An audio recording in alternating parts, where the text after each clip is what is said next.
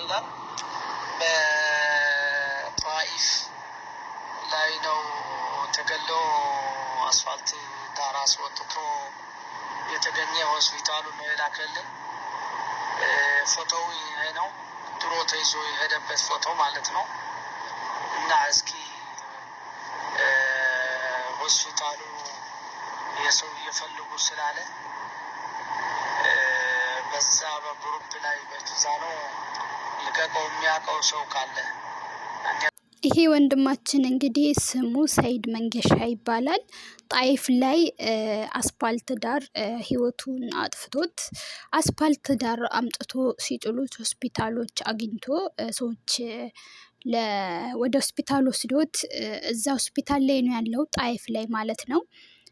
በምስል ላይ የምታዩት ምስሉ ትንሽ እንትን ደምዘዝ ያለን ምንድነው በብላክ ነው። ያው መቼስ የሚያውቀው ሰው አይጠፋውም ብዬ ነው የምገምተው። እና ይሄን ልጅ የምታውቁ ሰዎች ሆስፒታል ውስጥ ጣይፍ ላይ ነው የሚገኘው።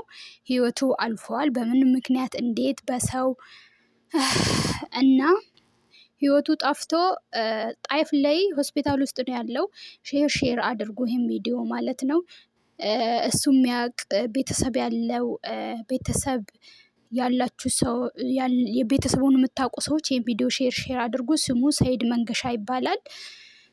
በጣም ነው የሚያሳዝን። እና በተረፈው ደግሞ እባካችሁን እዚህ ሀገር ስትንቀሳቀሱ ሙሉ አድራሻችሁን ሙሉ የእናንተ ማንነት የሚገልጽ ነገር በእንትናችሁ በኪሳችሁ ይዛችሁ ብትንቀሳቀሱ፣ ፓስፖርት ካላችሁ፣ በተለይ የቤተሰብ ስልክ ቁጥር፣ ሰው ልጅ ምን እንደሚያጋጥመው አይታወቅም። ገባችሁ? የቤተሰብ ስልክ ቁጥር፣ የሀገር እዚህ ሀገር የምታውቁ ሰዎችን ስልክ ቁጥር፣ ትንሿ የሆነች እንደ ደብተር የሆነች ነገር አለች ማስታወሻ፣ እዛ ላይ ጽፋችሁ እናንተ የት ሀገር ልጆች ናችሁ፣ ምን የት ነው የምትኖሩ፣ የት ነው የምትገኙ የሚለውን ነገር አድራሻችሁን በሙሉ እዛ ላይ አስቀምጣችሁ ኪሳችሁ ውስጥ የምን ወንዶችም ሴቶችም ብትሆኑ ወንዶችም ብትሆኑ የኪስ ቦርሳ አላችሁ አይደል? ትንሿ ማስታወሻ አለች። እንደውም ኢቭን ፓስፖርት ካሌላችሁ አድራሻችሁን የቤተሰባችሁን ስልክ ቁጥር እንደዚህ አስቀምጡ። ለምን መሰላችሁ? የሰው ልጅ አሁን ላይ በጣም የሚያስፈራ ጊዜ ላይ ነው ያለ ነው። ወተን እየቀረን ነው። ወይኔ ወጣቱ አለቀ በስደት፣ ወጣቱ አለቀ በስደት። አብዛኛውም ደግሞ ማለት ነው በተለይ ወደ አማራ ክልል ምናምን የሚመጡ ልጆች ስማቸው አገር የሚጠሩበት ሌላ፣ እዚህ የሚጠሩበት ሌላ። አሁን እንደዚህ አይነት አደጋ ሲደርስባቸው በፎቶ ካልሆነ ወይ ደግሞ ማስታወሻ ምናምን ደብተራቸው ላይ አስቀምጠው ካልሆነ በስተቀር ሰው በምን ያገኛቸዋል? እዛ የሚጠሩት ስም ሌላ፣ ፓስፖርታቸው ስም ሌላ። ለዚህ ማስታወሻ ያዙ ባካችሁን። በቃ ነገ እንደምትሞቱ ሞት ጭንቅላታችሁ ላይ እንዳለ ሁላችሁም ይሄን ሴቭ አድርጋችሁ እየተራመዳችሁ ኑሩ ብዬ ነው የምለው። እንደዚህ የሆነ አደጋ ሲደርስባችሁ በምን ይገኛል? ፎቶ ተለጥፎ ኤኬሌ ይሄ የማን ልጅ ነው ምናምን ከሚባል ምናልባት አሁን ላይ አልሐምዱሊላህ ሶሻል ሚዲያ ጥሩ ነው፣ ቶሎ የማግኘት ኃይል አለ። ግን ቢሆንም ሁሉም ሰው ሞትን ተሸክሞ እንደሚዞር ሁሉ አድራሻውን ምንድነው ረሱል አለይሂ ሰላቱ ወሰላም ራሱ ምን ብለዋል? በቃ የሆነ የሰው እዳ ራሱ ካለባችሁ ወጣችሁ ስለምትቀሩ ጻፉና አስቀምጡና ቦርሳችሁ ውስጥ አድርጉ። እናንተ ራሱ እንደዚህ ብትሞቱ የሰው እዳ ቢኖርባችሁ ሰውም ሊከፍልላችሁ ይችላል ለአላህ ብሎ። በጣም ብዙ ነገር አለ። እንደዚህ ሞቶ መቅረት አለ። እባካችሁን የሰው ሀገር ላይ እርስ በራስ አትጠፋፉ። እባካችሁን እንዴ ምንድነው እናንተ የምትፈልጉ? ስንት ሰርቶ እናት አባቱን ቤተሰቡን እህት ወንድሞቹ የሚያስተምር ያለበት ሀገር እናንተ ሰርተን እንብላ። አረታው የሀገራችን ይበቃል። የዘር ጉንፋን በሀገራችን ይበቃል። እዚህ መታችሁ ተው አትባሉ። በሰው ሀገር ምንድነው? እስቲ በምን ተደራርሳችሁ ነው የሰው ሀገር መታችሁ የምትባሉት? ምናችሁ ላይ ደርሰው ነው? የቱጋ ነው የሚያማችሁ ነው? ወይስ ደግሞ በልጅነታችሁ ያለፋችሁ ክትባት አለ? ምን ሆናችሁ ነው? እንደ ድሮ ወንድነት ድሮ ቀረ እንዴ? ወንድ ልጅ እኮ በእጅ ነው የሚደባደበው፣ መቶ ተመቶ ነው የሚገባው። ይሄ እኮ ጀግንነት አይደለም እኮ። ጀግንነት እኮ አይደለም ህይወትን ማጥፋት፣ በህይወትን በስለት ማጥፋት የአንድን ሰውን ክብር የሆነች ህይወትን፣ ይሄ ጀግንነት አይደለም። ይሄም በምስል ላይ የምታዩት ወንድማችን ከሪያድ ጅዳ ብሎ ወደ የመን ሄዶ ጂዛን ላይ ጠፍተዋል። ይሄ ወንድማችንንም የምታውቁ እሱም እንትን ኢቃማ አስወጣለሁ ብሎ ከሪያድ ጅዳ ብሎ ወደ የመን ሄደዋል። ከዛን ጂዛን ላይ ደግሞ ደብዛው ጠፍተዋል። ተይዞ ነበሩ፣ የእሱ ጓደኞች ምናምን ተይዞ ነበሩ። እሱ ደግሞ የት እንደሄደ ወዴት እንደገባ ምንም አድራሻው አይታወቅም። ይሄን ልጅም ያያችሁት የምታውቁት ሰዎች እባካችሁን እኔ ቤተሰቡ ነኝ በሉ ማለት ነው። እና አላህ ወጥቶ ከመቅረት ይጠብቀን። አሰላሙ አለይኩም ወራህመቱላሂ ወበረካቱ። እንደም ክርስቲያን ወገኖቼ ሰላም ብያለሁ። ለዚህ ቪዲዮ አዲስ ሲሆናችሁ ላይክ፣ ሼር፣ ሰብስክራይብ ማድረግ እንዳትረሱ። እነዚህ ሁለት ወንድሞቻችንን የምታውቁ እንግዲህ አንዱ በህይወት ይኑር አይኑር አይታወቅም፣ ነጭ ጥምጣም የለበሰው በብላክ ፎቶ ያለው ደግሞ እሱ ህይወቱ አልፏል ማለት ነው። የምታውቁ ሰዎች እንግዲህ እዚህ ኮመንት ላይ አስቀምጡልኝ ማለት ነው።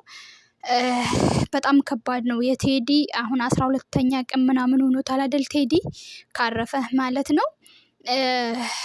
የሱ ፍትህ ሳያገኝ ዛሬም ወንድማችን አንዱ ይኑር አይኑር የሚታወቀው ነገር የለም። አንዱ ደግሞ ህይወቱን አጥፍቶት መስመር ላይ ጥሎት ከዛን የዚህ ሀገር ጠቁሞ ወደ ሆስፒታል ገብቶ ነው ያለው። ሆስፒታል ላይ ያለው የመዓት አስክሬን ወይኔ በፍሪጅ ውስጥ ያለው ወላሂ በጣም ነው የሚያሳዝነው።